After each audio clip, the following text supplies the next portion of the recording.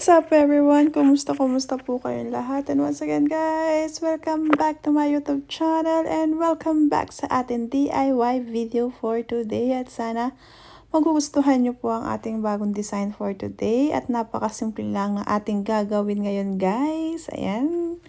Gagamit lang tayo ng mga beads. Ayan, sineparate ko lang sila guys. Pero pipili lang tayo ng mga beads na gagamitin natin. And ayan na nga, ready na ang lahat. Ayan, ang ating mga materials. Ipapakita ko lang siya sa inyo guys. Pero hindi lahat yan ay gagamitin natin. At kukuha lang tayo dyan. And tara, ready na ang ating mga materials, mga lalabs. At umpisahan na natin ang ating DIY. Let's go!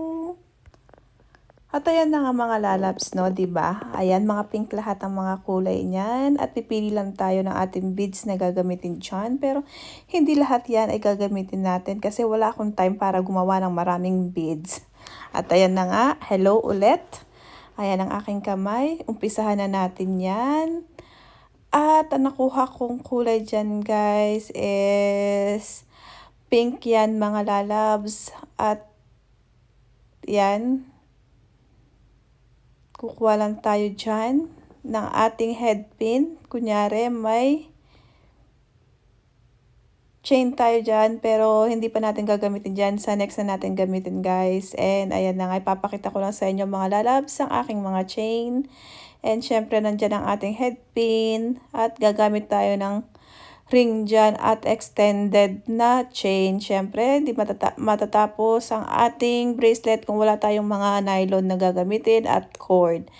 And ang ruler natin para sa pansukat. And tara, let's umpisa na natin yan. And maraming salamat sa inyong lahat guys. And sana magustuhan niyo po ang ating mga gagawin for today. Ang ating DIY pearl bracelet. And ayan na nga lalabs. Umpisahan na natin siya and tara At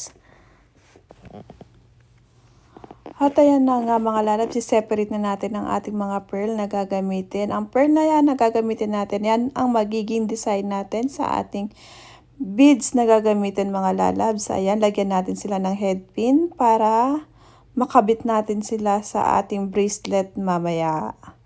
Ayan, i-head pin lang natin sila gamit ang ating round plies. Para malagay natin ng maayos ang ating head pin sa ating beads pearl.